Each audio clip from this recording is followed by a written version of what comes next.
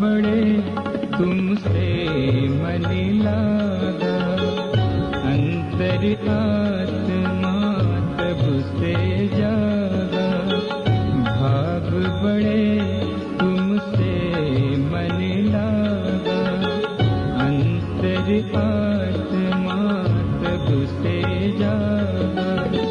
सहज कहे सुन अर्ज हमारे, सहज कहे सुन अर्ज हमारे।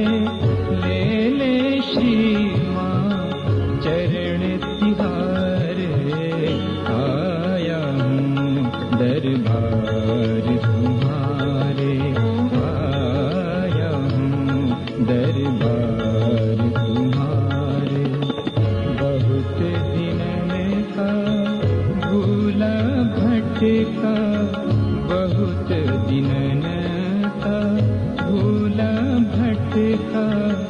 ले ले श्री माँ चरण तिहारे, आया हूँ दरबार तुम्हारे, आया हूँ दरबार तुम्हारे।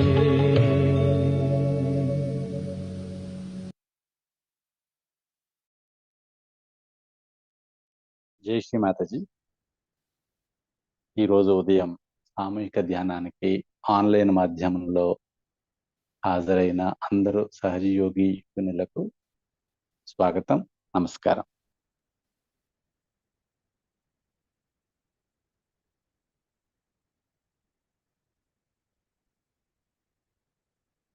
ధ్యానానికి సంసిద్ధులం అవుదాము. మన రెండు చేతులు తల్లికేసి, చిత్తం హృదయంలో లేదా సహస్రారం పైన మన కోరికని తల్లి పాదాల వద్ద ఉంచుతాం.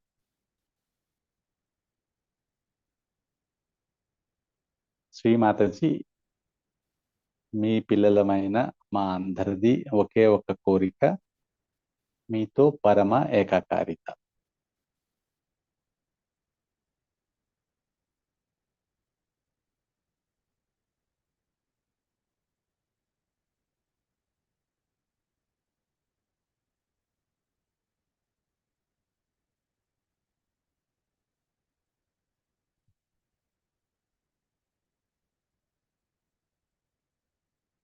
శ్రీమాతాజీ, మా అందరిది ఒకే ఒక్క కోరిక, మీతో పరమ ఏకాకారిత.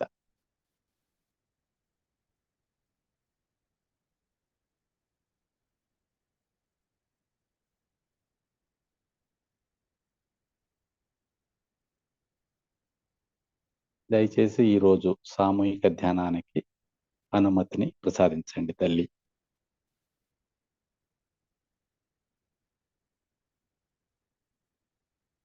తల్లికి వంగి నమస్కరించుకుని మన కుండలిని జాగ్రత్తం చేసుకుని బంధన్ వేసుకుందాము.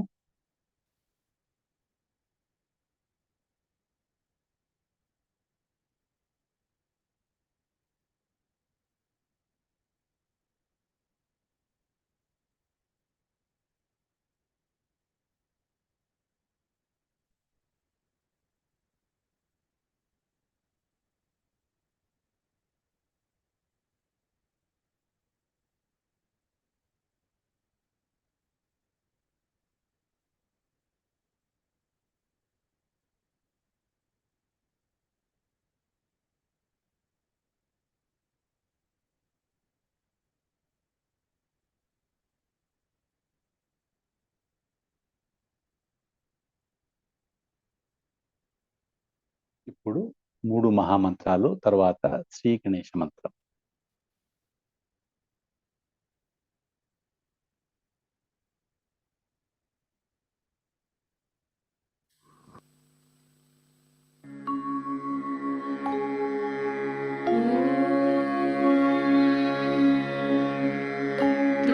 त्वमेव साक्षात् श्री महालक्ष्मी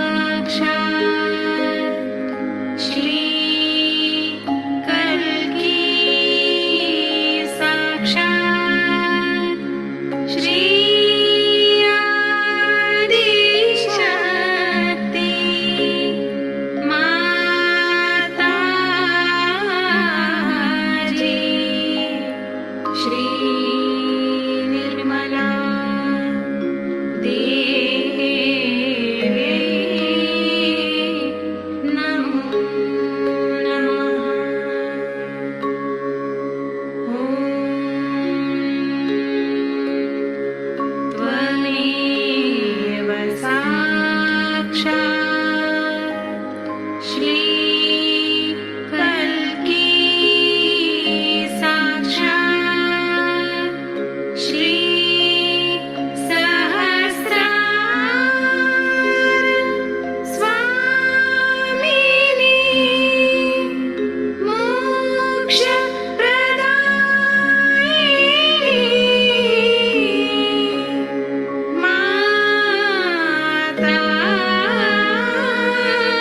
माताजी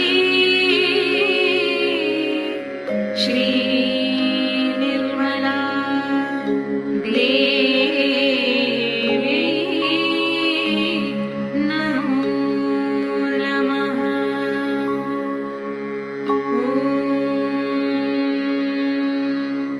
त्वमेव साक्षात् श्री गणेश साक्षात् श्री आदिशक्ति माताजी श्री निर्मला देवी नमो नमः।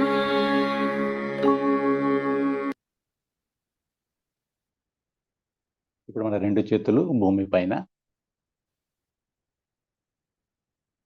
చిత్తం హృదయంలో గాని సహస్రారం పైన గాని.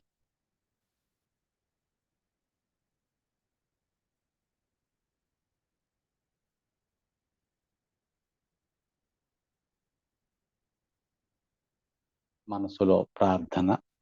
తల్లి, దయచేసి నా సూక్ష్మ స్థూల శరీరాలలో ఉన్న అన్ని బాధలని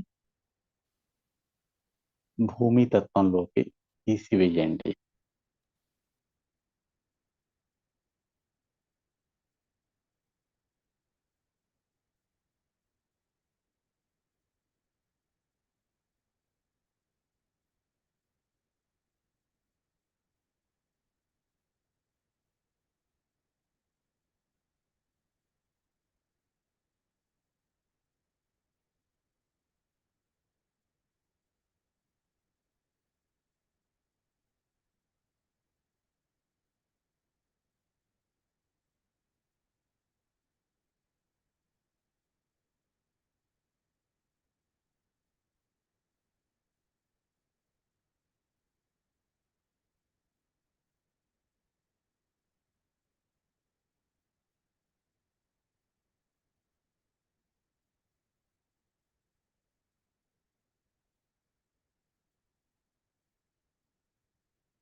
ఇప్పుడు మన ఎడమ చెయ్య శ్రీమాతజీ ఎక్కేసి, కుడి చెయ్య భూమి పైన.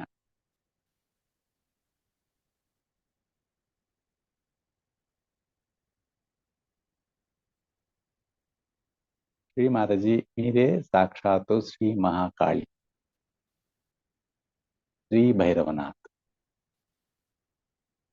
దయచేసి మా ఇడానాడిలో ఉన్న అన్ని బాధలని, అడ్డంకులని భూమిలోకి తీసివేయండి తల్లి.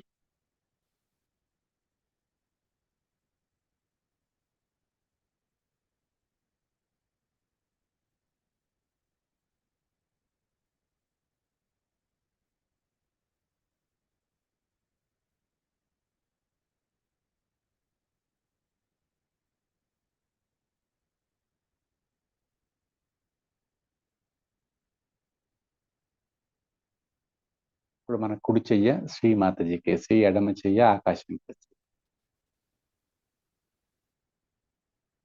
శ్రీమాతజీ, మీరే సాక్షాత్తు శ్రీ మహాసరస్వతి, మీరే శ్రీ హనుమాన.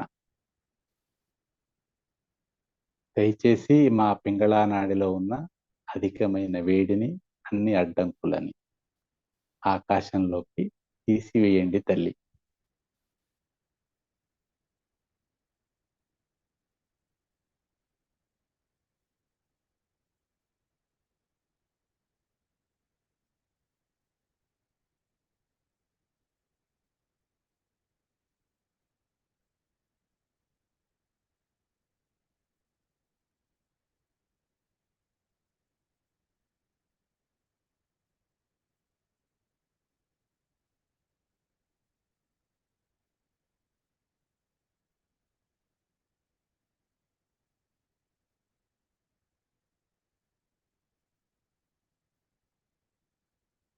ఇప్పుడు రెండు చేతులు శ్రీ మాతాజీకేసి,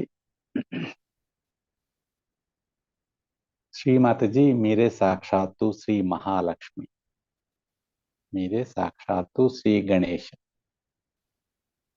దయచేసి మాకు పూర్తి సమస్థితిని ప్రసాదించండి తల్లి.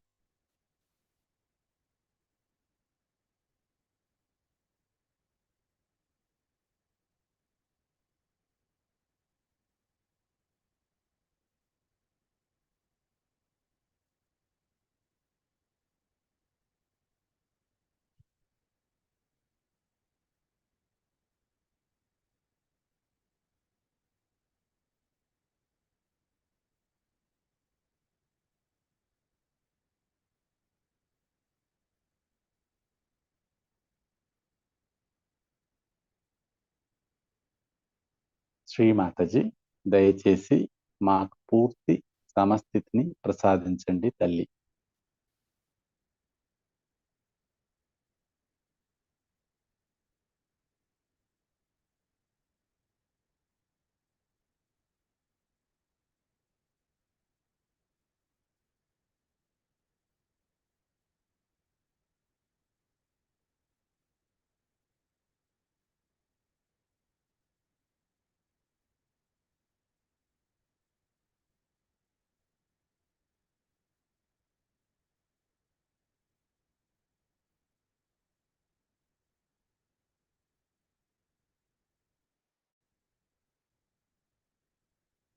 శ్రీ మాతాజీ దయచేసి మా సహస్రారంలోకి రండి.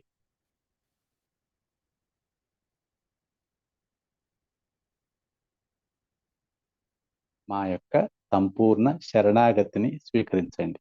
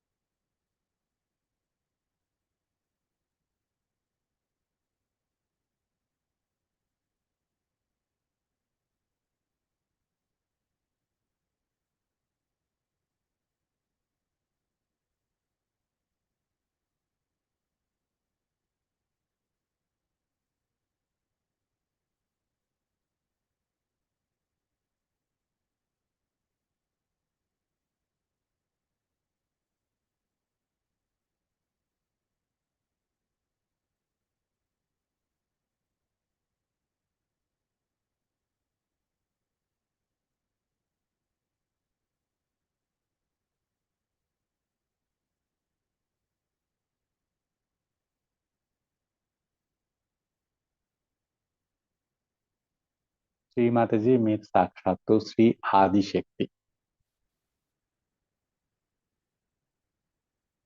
మేము మీ యొక్క పాదముల యందు అణువులము, బ్రహ్మ స్వరూపము,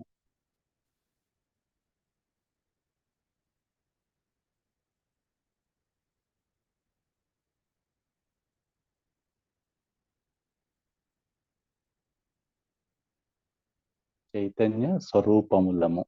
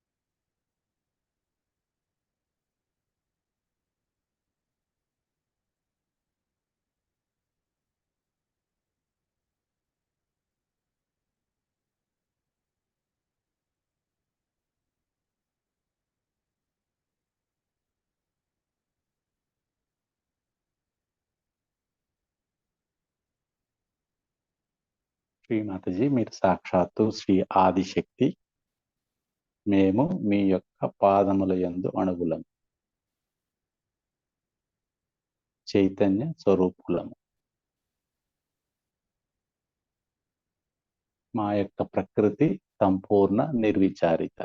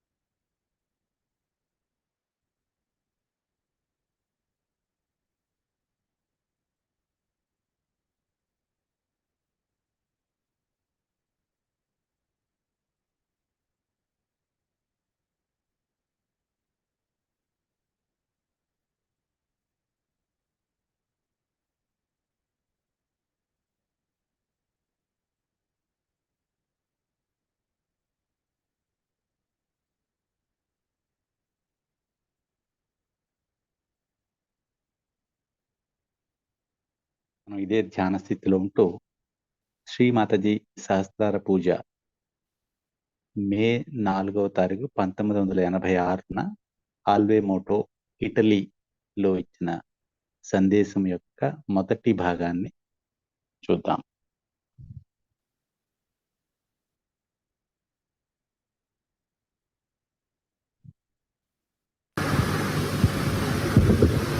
Today is a great day for all of us because it is the 16th Sahasrara. That in 16 beats or 16 movements we reach a higher position in the coil. that it is complete. That Sri Krishna is called as a complete incarnation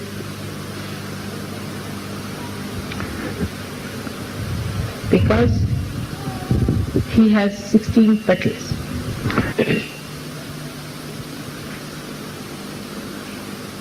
This completeness is called as Purna.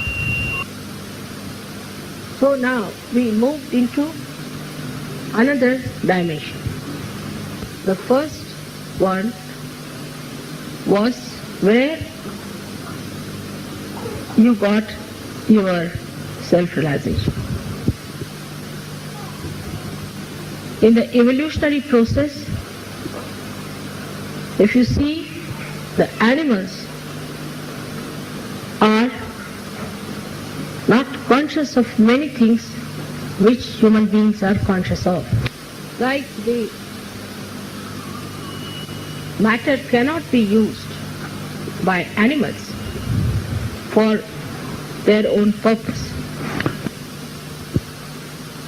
Also, they are not conscious of themselves at all. If you show a mirror to animals, they do not react to it as if they are in the mirror. Except for, I think, chimpanzee. That means you are rather close to them.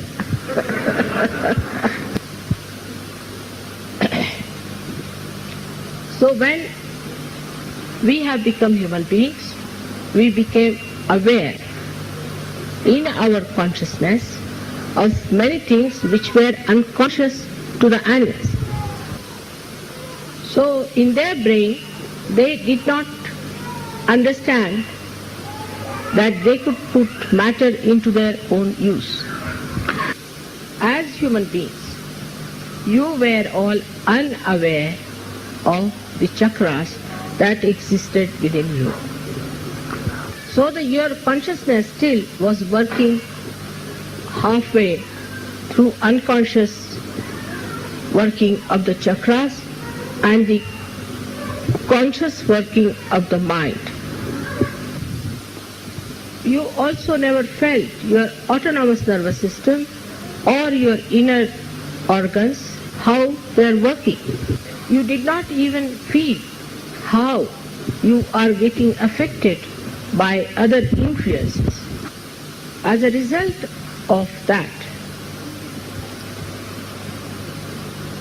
with the freedom that human beings achieved or were granted, they gathered all kinds of things into their brains, into their Sahasrara, without being aware of it. They used their Sahasrara, their brain,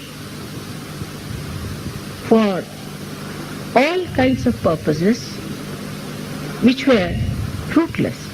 They were not aware, again, of the warning that Sri Krishna had given, that if you use human awareness except for your ascent, you will go downward. They were told, not that they were not told. They knew about it. Whether it was east or west, everybody knew that you have to be born again. And it so happened that in the West, people thought that by using their brain power, they can now master the matter, that they can use matter for their own purpose. If they had done it after their self-realization, it would have been a very different situation. Because after self-realization, you all have become aware of vibrations, which is Chaitanya, and also of your chakras. With this new awareness, you would have avoided all that was wrong. But it is like a greedy person who gets a wee bit of money and he spends it off. Now this problem has complicated your brains. You have certain concepts which are very much away from reality. The way we have started using machines, we have become machines ourselves. So we have no feelings and we cannot relate to others in a natural way. In human awareness, you had achieved how to relate yourself to others and to the nature. But this ego-oriented approach took you away from natural, real life, and we became artificial. The whole thing comes from a concept of being artificial. Like they say that it's fashionable to be arrogant, to be snobbish. This is just the opposite of your ascent and evolutionary process. Because you have lost the power to relate to others, which you had gained as human beings. All the organizations which you have formed also on collective understanding are also artificial. Then a movement started that we have to be natural. That is another copying of the artificial.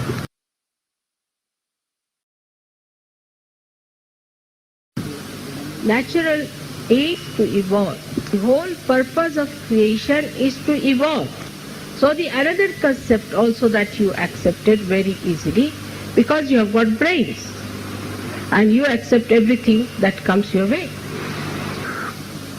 And you became so artificial that you needed all the time some sensations to feel yourself. Now, in every walk of life, there is a conceptual, artificial understanding. For example, you see the sex, which is such a natural, normal thing. There is nothing so great about it. But that also you made so artificial that you have now your sex in your brain. By that, not only you have silenced Ganesha in the Muladhara, but also Mahaganesha in your brain. In another aspect, say art. Now the concept is so stupid that it says that art should be according to what is laid down.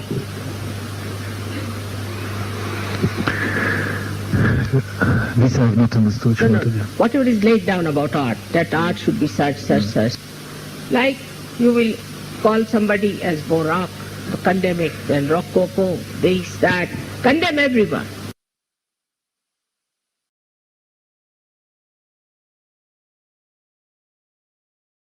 As if like the sugar cane, when you have taken out all the juice, whatever remains will become art one day. So the brain, which does not nourish the heart, is absolutely an artificial brain, just like a robot. So people have become just like robots. Now this can be handled by anyone who has a master mind, because you don't have your own heart. And the brain is controlled by somebody who has a greater brain of concepts. All these concepts are destructive. Say, Hitler got the concept that he is an Aryan and he is of the superior race. And to establish that, he did not mind destroying the whole world. Same is the case in the religion field. There also, every religion was put or poured into the cups of concepts.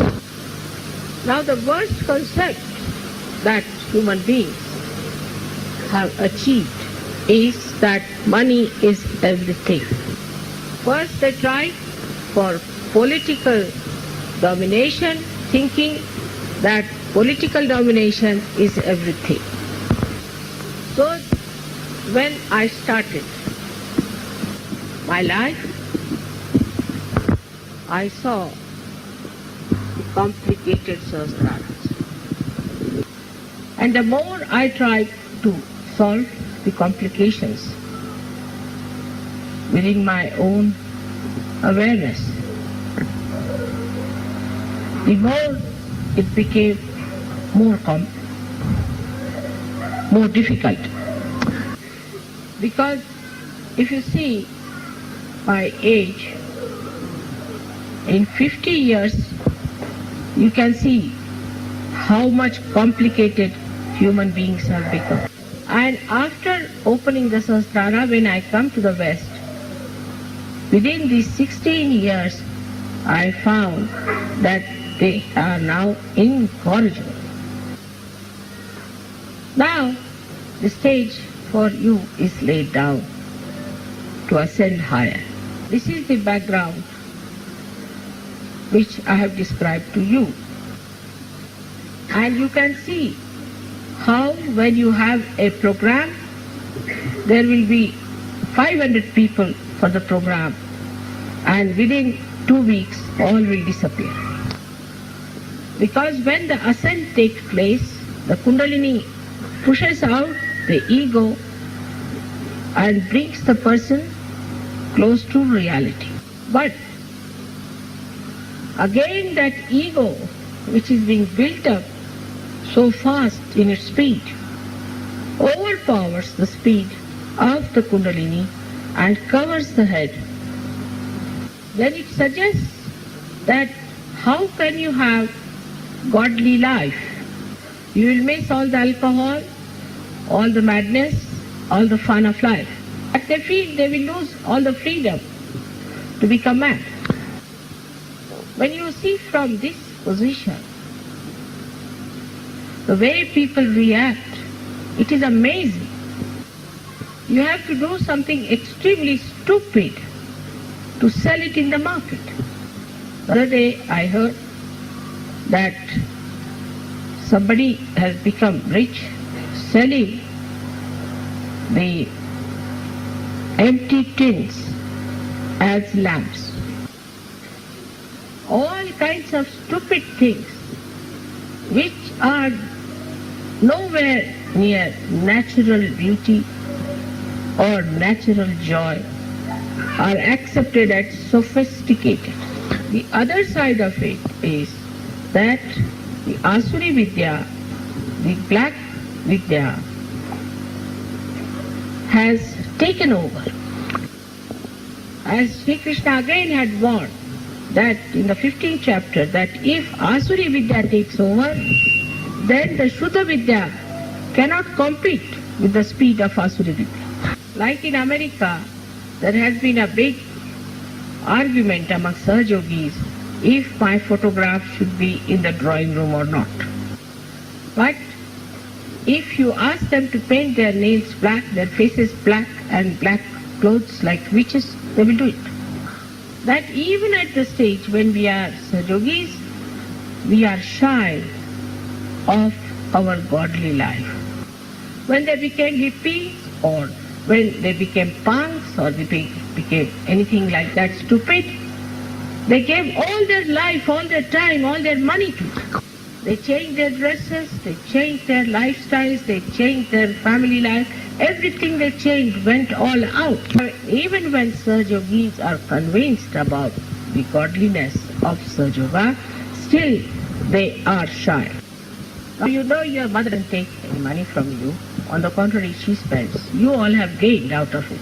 But when it comes to giving, everybody feels shy. From that background, you are coming to the light of God's grace. But you don't want to dash at it. You want to take your time gradually, so gradually that maybe you may lose your charm. So in the awareness of Sahajogis, where you know all about your chakras, you know about vibrations, you know how you relate to others, still all this knowledge is for personal advantages. So the shadow of the past still lingers on. even when you have this new awareness.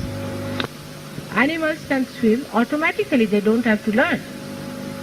But human beings have to learn to swim.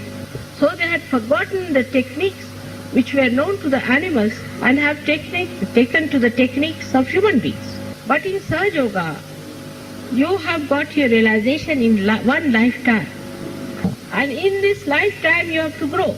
And in this lifetime you have to achieve the highest. So the time is so very short and the background is so dark. You are surrounded by people who are pouring out morning till evening destructive concepts. Now you are the people who have to shoot out much faster than all of them. But a kind of a lethargy, though you understand that your awareness is very different from them, a kind of a lethargy which does not accept it the way it should accept Sahaja Yoga. Every one of you must think every day, what have I done for Sahaja Yoga today? But you are all still very busy with your jobs, of making money, of our relations with people who do not matter at all in Sahaja Yoga. We have to make an all-out effort to rise to that point that whatever we know, we believe in, we act on that and become one with it. You can do that with concepts, but not with reality. This is the problem.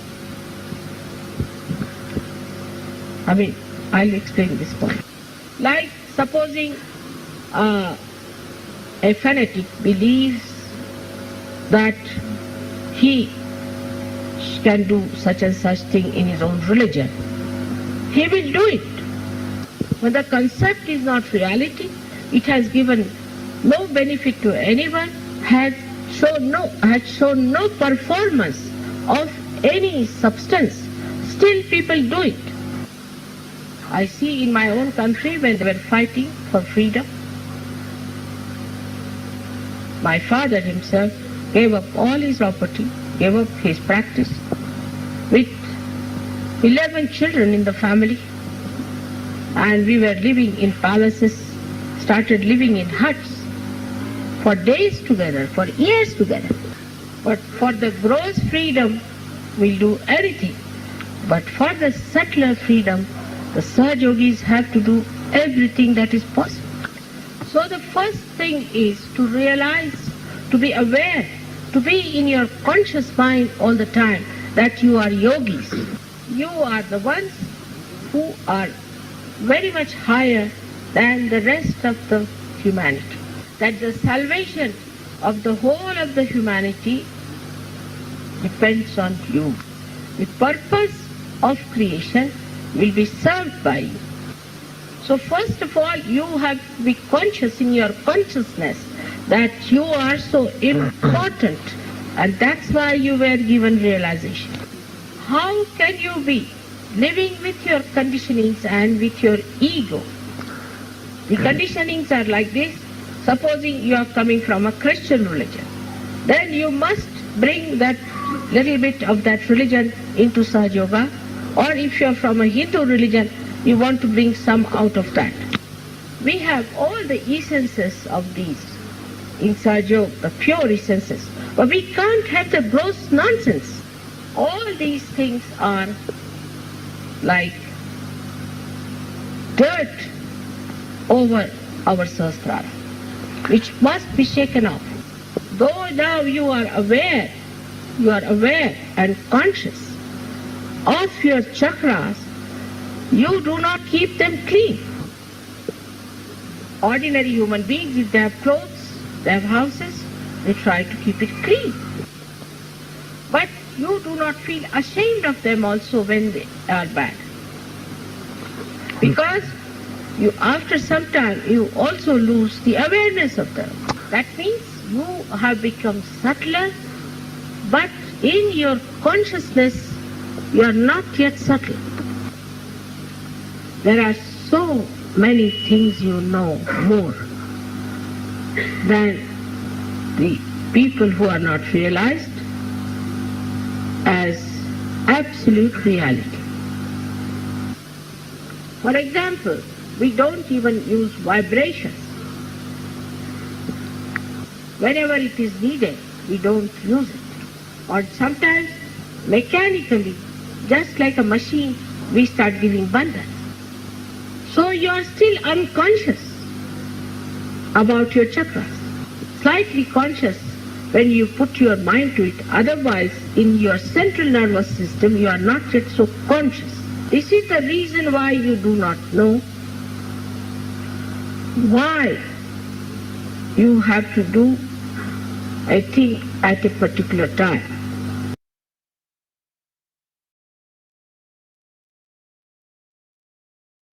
కొద్దిసేపు మనం ధ్యానంలోనే ఉందాం.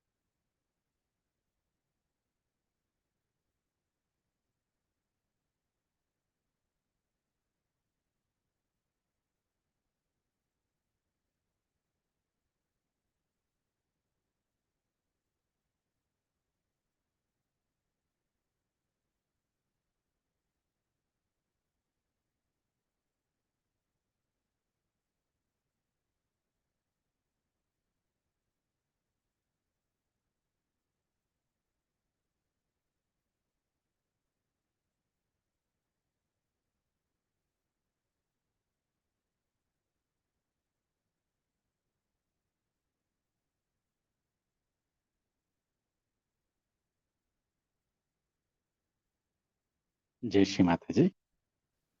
ఇప్పుడు మనం శ్రీమాతాజీ ఇచ్చిన ఈ సందేశాన్ని తెలుగులో క్లుప్తంగా చూద్దాము.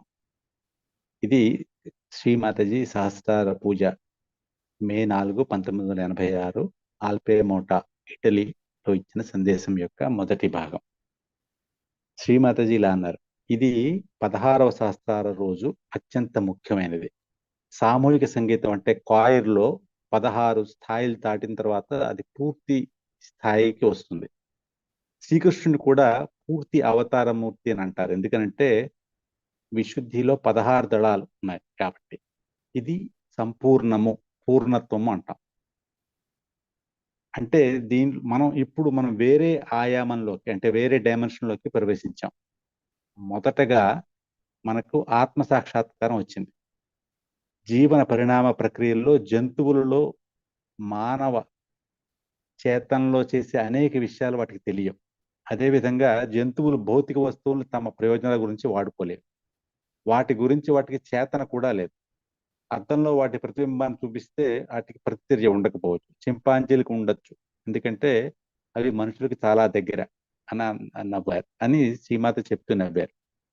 మానవ జన్మ వచ్చాక మనకి జంతువులకి తెలియని అనేక విషయాలు మన చేతనలో మనం తెలుసుకున్నాం. భౌతిక వస్తువుని ఎలా వాడుకోవాలో తెలుసుకున్నాం.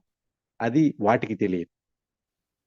మానవులైన మీలో ఉన్న చక్రాల గురించి మీకు తెలియదు. చక్ర జ్ఞానం లేదు, కానీ ఆలోచనలు, వాటి జ్ఞానం ఉంది. మీ అంతర్గత అవయవాల పనితీరు గురించి కూడా మీకు జ్ఞానం లేదు. అలాగే మీరు మీ చుట్టుపక్కల పరిస్థితుల నుంచి, చుట్టుపక్కల ప్రజల నుంచి ఎలాగా మీరు ప్రభావంలో పడిపోతారో అది కూడా మీకు తెలియదు. కానీ ఈ బుర్రతోటి మీకు అక్కర్లేని విషయాలన్నిటిని కూడగట్టుకున్నారు. కృష్ణుడు చెప్పింది ఏమిటి అంటే కనుక, మానవ చేతనని ఆధ్యాత్మిక ఉత్థానం కాకుండా వేరే వాటికి ఉపయోగిస్తే మీ యొక్క ప్రయాణం అధోగతి అని చెప్పారు. ఈ విషయం మీకు తెలియదు, కానీ చెప్పబడింది ఆల్రెడీ. అంతేకాదు, అది పాశ్చాత్య దేశాలు కావచ్చు, మన వైపు దేశాలు కావచ్చు, ప్రతి దేశంలోనూ కూడా పునర్జన్మను తీసుకోవాలి అన్న విషయం అందరికీ తెలుసు. పాశ్చాత్య దేశాల్లో మెదడు బుద్ధిని ఉపయోగించి మ్యాటర్ అంటే జడాన్ని ఆధీనంలోకి తీసుకోవచ్చు అని అనుకున్నారు. అలా చేశారు. కానీ ఆత్మ సాక్షాత్కారం వచ్చిన తర్వాత చేసి ఉంటే చాలా బాగుండేది. ఎందుకనంటే ఆత్మ సాక్షాత్కారం వచ్చిన తర్వాత చక్రాలు, చైతన్యం మీకు తెలుసు. దానితో తప్పులను తప్పించేవారు. కానీ ఇప్పుడు పరిస్థితి ఎలా ఉందంటే, ఒక దురాశ కలిగిన ఒక వ్యక్తి కొంచెం డబ్బుంటే దాన్ని పూర్తిగా ఖర్చు పెట్టేసినట్టుగా ఉంది. ఈ సమస్య మీ మెదడుని చాలా సంక్లిష్టంగా చేసింది. వాస్తవానికి అంటే భగవంతునికి బహుదూరంగా ఉన్న కొన్ని సిద్ధాంతాలను మీరు నమ్ముతున్నారు, కలిగి ఉన్నారు. యంత్రాలను అధికంగా ఉపయోగిస్తూ మనమే ఒక యంత్రంగా తయారైపోయాం. మనలో భావనలు కోల్పోయాం. పక్కవారితో సహజ సంబంధాలు లేని వారము అయ్యాం. మానవ చేతనలో మనకి ప్రకృతితో, పక్కవారితో ఎలాంటి సంబంధం కలిగి ఉండాలి అనేది మనం భగవంతుడి ద్వారా నేర్చుకున్నాం. కానీ అహంకారంతో ఈ వాస్తవానికి, సహజ జీవనానికి దూరం అయ్యాం. కృత్రిమత ప్రతి రంగంలోనూ వచ్చేసింది. ప్రతి సిద్ధాంతంలోనూ కృత్రిమత్వం వచ్చేసింది. అంటే అహంకారంతో దురుసుగా ఉండడమే ఇప్పుడు ఫ్యాషన్, కొత్త శైలి. కానీ ఇలాంటి ప్రవర్తన మీ ఉత్థానానికి, పరిమాణ క్రమానికి కూడా విరుద్ధం అని తెలుసుకోవాలి. ఎందుకంటే పక్కవారితో సంబంధం ఎలా కలిగి ఉండాలో అన్న జ్ఞానం కోల్పోయాం. మనం చేసే సామూహిక సంఘాలు, కలెక్టివ్ ఆర్గనైజేషన్స్ అన్నీ కూడా కృత్రిమత్వమే. దాంతో మళ్ళీ కొంతమంది మనం ఇంకా సహజంగా అవ్వాలి, న్యాచురల్గా అవ్వాలి అనే ఆందోళన మొదలుపెట్టారు. అది కూడా కృత్రిమత్వమే అన్నారు శ్రీమాతాజీ. సహజ సిద్ధంగా ఏమి అవ్వాలి అంటే పరిణామ క్రమంలో పెరగడం అనేది జరగాలి. అంటే ఉత్థానం వైపు మన యొక్క ప్రగతి ఉండాలి. మనం బుద్ధితోటి మన ముందర ఉంచబడిన ప్రతి సిద్ధాంతాన్ని, మంచైనా చెడైనా, దాన్ని అంగీకరిస్తూ పోయాం. దాంతో ఎంత కృత్రిమంగా తయారయ్యాము అంటే ప్రతి విషయంలోనూ మనకి సెన్సేషన్ అనేది, నరాల ఉత్తేజం కావాలి. ప్రతి చోట ఇది కావాల్సి వస్తుంది. ప్రతి చోట కృత్రిమ అసహజ సిద్ధాంతాలని మనం అంగీకరించాం. ఒక ఉదాహరణకు సెక్స్, సంభోగం తీసుకుంటే అతి సహజమైనది, అత్యంత సహజమైనది, గొప్ప విషయం ఏమీ కాదు. కానీ దాన్ని పూర్తిగా కృత్రిమంగా తయారు చేయడంతో అది మీ బుర్రలో పాతుకుపోయింది. దాంతో మీరు మూలాధారంలో గణేశుడినే కాదు, మెదడులో ఉన్న మహాగణేశుని కూడా స్తబ్దుగా చేసేశారు. అదేవిధంగా కళలలో కూడా అంతా కృత్రిమత. విమర్శకులు చెప్పిన పద్ధతిలోనే కళాకారుడు ఆ కళని సృష్టించాలి, లేదంటే తప్పు అని ముద్ర వేసేస్తారు. దాంతో ఎలా అయిందంటే ఒక విధంగా చెరకు రసం తీసిన తర్వాత పిప్పి కూడా ఒక రోజు కళాఖండం అంటారేమో అన్నారు శ్రీమాత. ఏ మెదడైతే హృదయాన్ని రంజింపజేయదో అది యాంత్రికం అవుతుంది, అంటే రోబో మాదిరి అవుతుంది అన్నారు. దాంతో ప్రజలు ఇప్పుడు ప్రస్తుతం అందరూ రోబోలుగా తయారయ్యారు.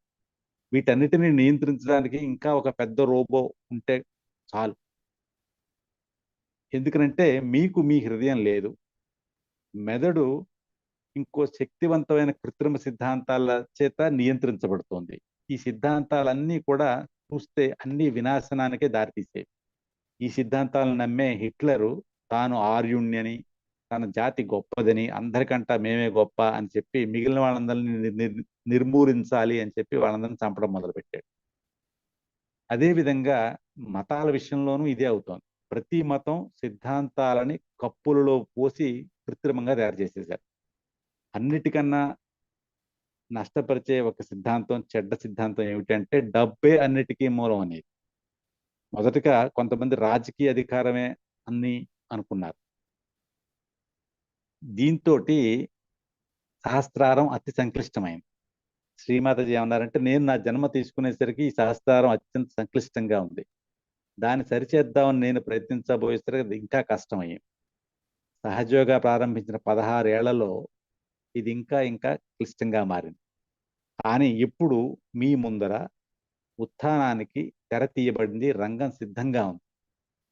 ఇదంతా మీ పాత చరిత్ర. ఇప్పుడు చూస్తే కనుక 500 మంది ఒక పరిచయ కార్యక్రమానికి వస్తారు, 2 రోజుల్లోనే అందరూ మాయమైపోతారు.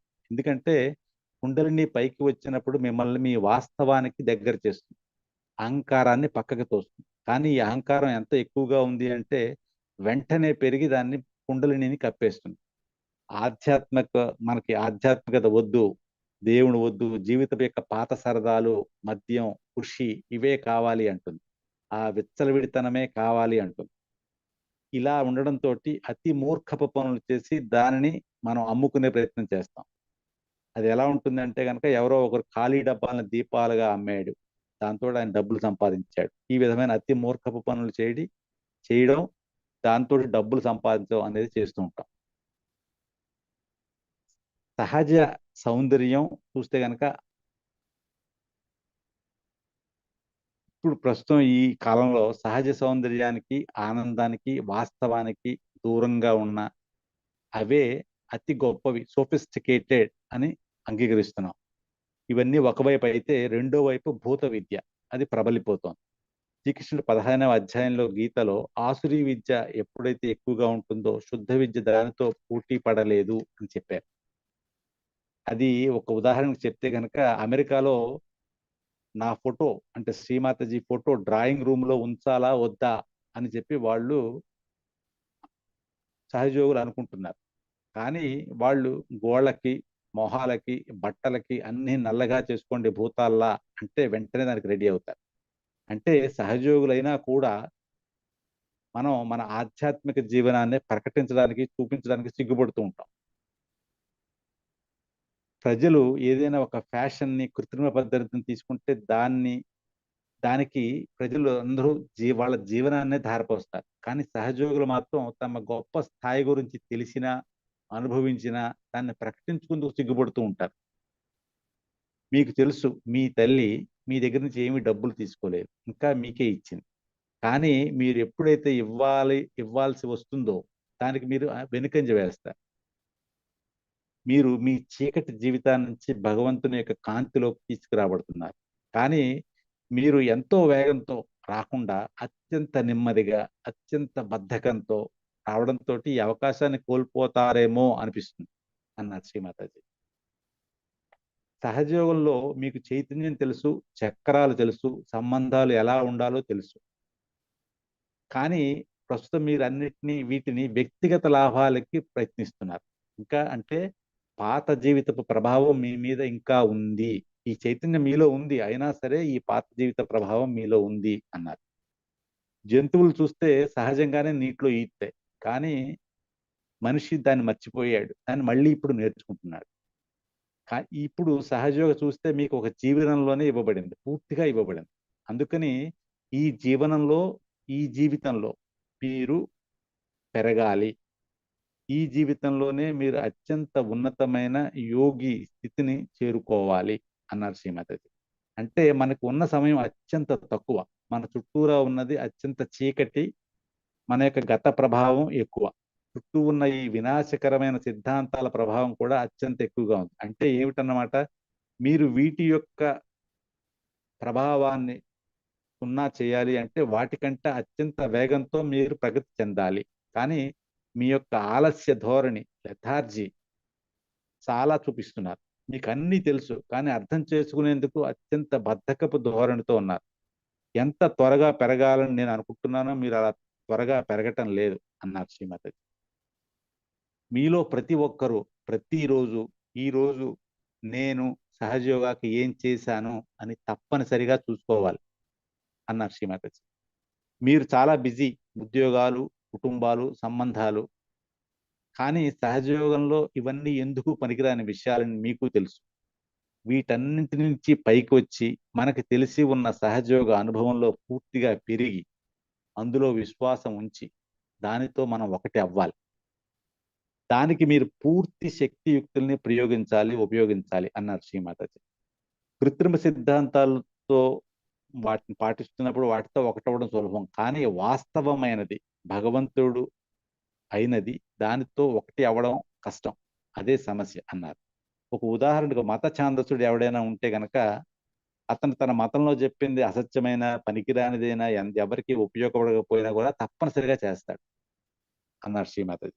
శ్రీమాతాజీ ఒక ఉదాహరణ చెప్తూ స్వాతంత్ర్య సమర సమయంలో ఆవిడ తండ్రి గారు మొత్తం ఆస్తులన్నింటినీ వదిలేసి ఊరి గుడిసెలో సంవత్సరాల తరబడి ఉంటూ ఎన్నో కష్టాలు అనుభవించారు. ఇవన్నీ ఎందుకు చేశారంటే బయట స్వాతంత్ర్యం గురించి.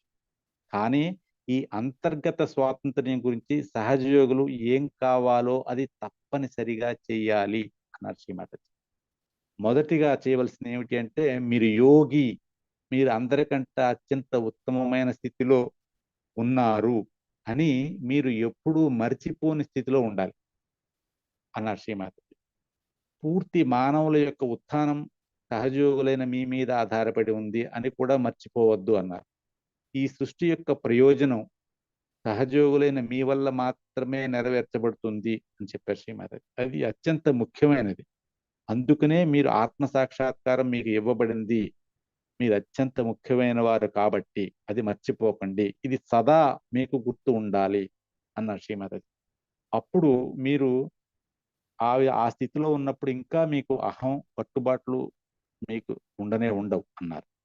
కట్టుబాట్లు ఎలాగంటే మీరు హిందువులైతే హిందుత్వాన్ని కొంచెం సహజయోగంలోకి తీసుకురావాలి, క్రిస్టియన్ అయితే క్రిస్టియన్ కొంచెం ఆ ససిద్ధాంతాలను సహజయోగంలో తీసుకొస్తారు. కానీ ఈ సూక్ష్మ సిద్ధాంతాలన్నీ కూడా సహజయోగంలో ఉన్నాయి. కానీ బాహ్యపు మూర్ఖ కట్టుబాట్లు మన సహజయోగంలో లేవు. ఇది మన సహస్రారం పైన ధూళి లాంటిది, దీన్ని వదులుచుకోవాలి అన్నారు శ్రీమతి. మీకు చక్రాలు ఉన్నాయి, వాటి జ్ఞానం కూడా ఉంది. వాటిని అయినా సరే మీరు మీ చక్రాలని శుభ్రంగా ఉంచుకోరు. మామూలు మనుషులు చూడండి, వాళ్ళ ఇళ్ళు, దుస్తులు శుభ్రంగా ఉంచుకుంటారు. మీరు సహజయోగులు పక్క వాళ్ళు చెడ్డవాళ్ళైనా కూడా వాళ్ళకి దూరంగా ఉండటం లేదు. కారణం ఏమిటి అంటే మీకు సూక్ష్మ జ్ఞానం ఉన్నా కూడా అది మీ ప్రవర్తనలోకి, చేతనలోకి ఇంకా రాలేదు అన్నారు శ్రీమతి. ఇది మీకు మామూలు మనుషుల కంటే భగవంతుని గురించి వాస్తవం, రియాలిటీ గురించి ఎంతో జ్ఞానం ఉంది. అయినా తనే మీరు ఉపయోగించటం లేదు. ఉదాహరణకు చైతన్యాన్ని, వైబ్రేషన్స్ మీకు తెలుసు కానీ ఉపయోగించరు. చాలాసార్లు యాంత్రికంగా స్పందన వేసేస్తారు. అంటే చక్రాల యొక్క అనుభూతి మన చేతనలోకి ఇంకా రాలేదు. దానిపైన దృష్టి ఉంచితే కొంచెం తెలుస్తుంది. కానీ ఆ జ్ఞానం మన కేంద్ర నాడీ వ్యవస్థలోకి ఇంకా రాలేదు. అందుకనే మీకు ఎప్పుడు ఏం చేయాలి అనేది వివరం మీకు ఇంకా పూర్తిగా తెలియదు అన్నారు శ్రీమాతాజీ. ఇది మొదటి భాగంలో శ్రీమాతాజీ ఇచ్చిన సందేశము. మనం కొద్ది క్షణాలు ధ్యానంలో ఉన్నాం.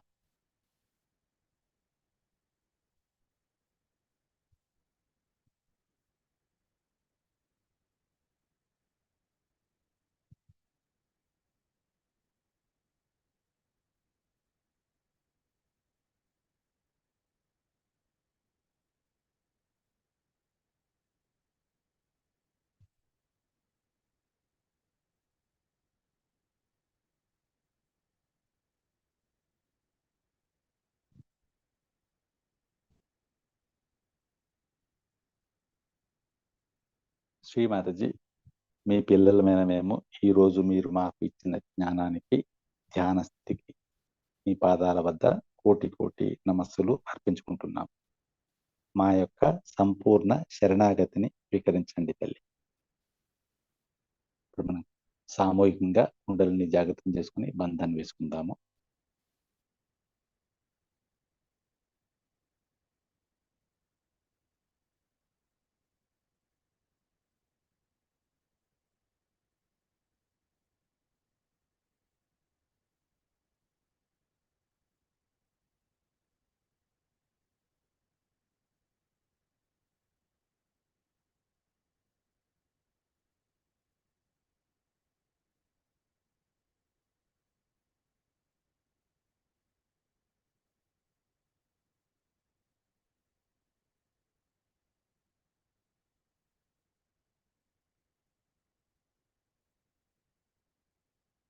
ఇంతటితో ఈరోజు ఉదయం ధ్యాన కార్యక్రమం వస్తుంది. ఇప్పుడు మనం సహజ సంగీతం వింటూ కొంచెంసేపు ధ్యానంలో ఉందాం.